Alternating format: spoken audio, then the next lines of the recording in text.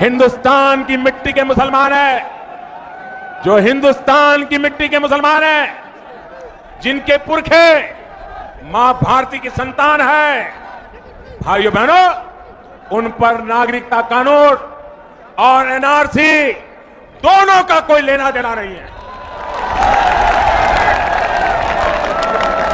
कोई देश के मुसलमानों को न डिटेंशन सेंटर में भेजा जा रहा है, न हिंदुस्तान में कोई डिटेंशन सेंटर है।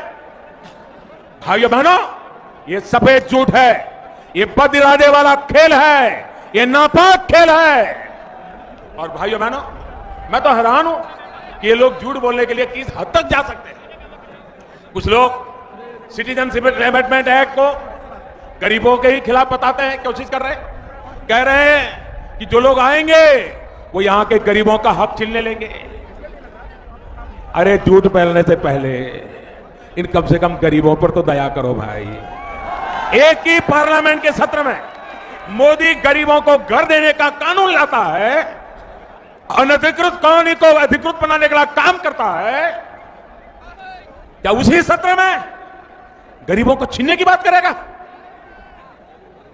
क्या झूठ फैला के रखा है? भाइयों बहनों, ये जो एक्ट लाया गया है, ये उन लोगों पर लागू होगा जो बरसों से भारत में ही रह रहे हैं। किसी नए शरणार्थी को इस कानून का फायदा नहीं मिलेगा। जो लोग इस तरह का झूठ बोल रहे हैं, उन्हें पाकिस्तान, अफगानिस्तान और बांग्लादेश से धार्मिक कारणों से परेशानी जो हुई, प्रताड़ना जो हुई, उन्हीं लोगों को सुरक्षा देने के लिए यह कानून है। भाई और बहनों, ये वो लोग हैं। और ये कौन लोग हैं? मैं हैरान हूं, कुछ दलित नेता भी बिना समझे इसमें घुस गए हैं। जब मेरी बात सुनेंगे तो समझेंगे। उनको मालूम होना चाहिए कि पाकिस्तान से जो अधिकतर जो हमारे शरणार्थी आए हैं, वो मेरे दलित भाई बहन हैं, दलित परिवार के हैं। भाइयों बहनों, ये वो दलित परिवार है जिनको पाकिस्तान में बंधुआ मजदूर बनाकर रखा गया था। आज भी पाकिस्तान में उनके साथ स्थिति यह है कि अगर दलित परिवार का कोई व्यक्ति चाय पीता है तो उसको चाय के साथ साथ उस चाय के बर्तन का पैसा भी देना पड़ता है और बर्तन साथ ले जाना होता है। आज भी पाकिस्तान में यह हाल है।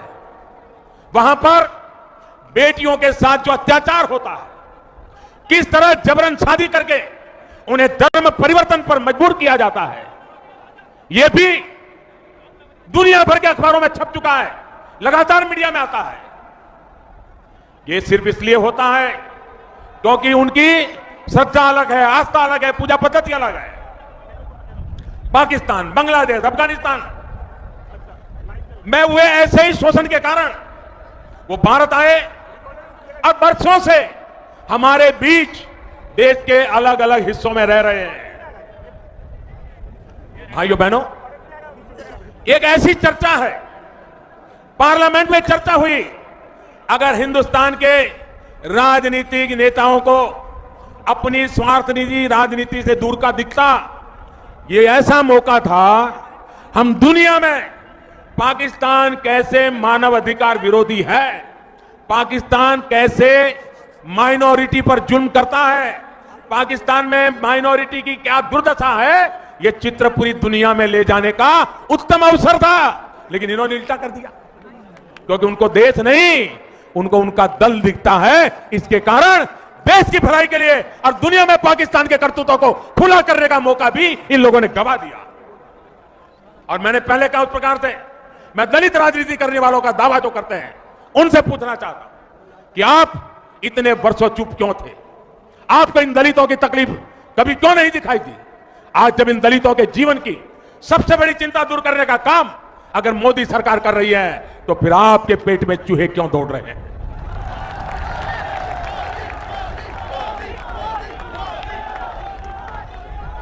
साथियों, यहां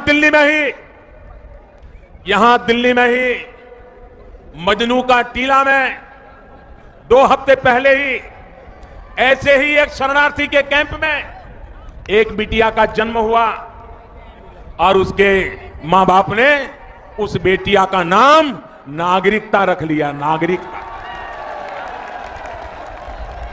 मैं जरा ये हुड़दंग मचाने वालों से और उनके पीछे रिमोट कंट्रोल से राजनीति करने वालों से कहना चाहता हूं, अगर इस नागरिकता नाम की बेटी का जीवन आसान होता है, अगर उसके मां बाप की जिंदगी आसान होती है, अगर भारत के किसी भी नागरिक की समस्याओं का समाधान होता है, तो आपको तकलीफ क्यों होती है? देश में दशकों से रह रहे लाखों गरीबों, सताए हुए शोषित दलित परिवार, जो उत्पीड़न के कारण उनको भारत आने के लिए मजबूर होना पड़ा है, मुसीबत के मारे आए हैं, अपना धर्म, अपना सम्मान, अपनी बेटियों की इज्जत बचाने के लिए आए हैं। मैं जरा इन लोगों से पूछना चाहता हूं, आपको उनसे दुश्मनी क्या है? साथियों, जब धार्मिक अत्याचार की वजह से कोई भारत की शरण में आता है, तो यहां आकर अपनी आप बीती सुनाता है, अपनी परेशानी बताता है। ये जरा बुद्धिजीवियों, मेरी इस बात को जरा गौर से सुनिए, आपको भेद समझ आ जाएगा। कोई भी शरणार्थी मुसीबत के मारे सीमा पार करके किसी भी तरह अगर हिंदुस्तान में पहुंच जाता है, तो सबसे पहले वो किसी न किसी सरकारी दफ्तर में जा पहुंचने की कोशिश करता है। छोटा सा भी सरकारी मुलाजिम मिल जाए तो उसके पास जाता है, नजदीक में पुलिस थाना है तो वहां जाता है और हाथ जोड़ करके खुद कहता है कि मैं पाकिस्तान से आया हूं, मुझे आना पड़ा है, मेरी जिंदगी बचाने के लिए आया हूं, आप मेरी मदद कीजिए। वो छुपाता नहीं है। आज भी ये लोग खुलेआम इंटरव्यू दे रहे हैं कि हम पाकिस्तान से, बांग्लादेश से, अफगानिस्तान से आए हैं, आना पड़ा है।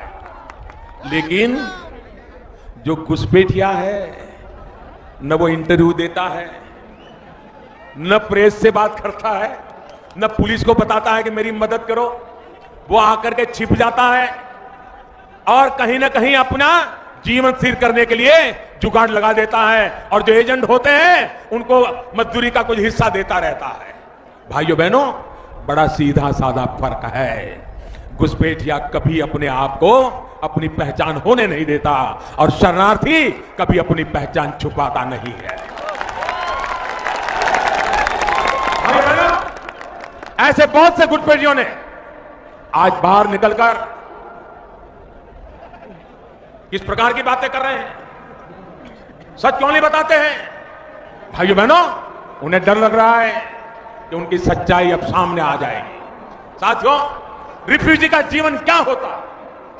बिना किसी कसूर के अपने घरों से निकाल देने का दर्द क्या होता है, ये दिल्ली से बेहतर कौन समझ सकता है? यहां का कौन ऐसा नहीं है जहां बंटवारे के बाद किसी रिफ्यूजी का बंटवारे से अल्पसंख्यक बने भारतीय का आंसू न गिरा हो।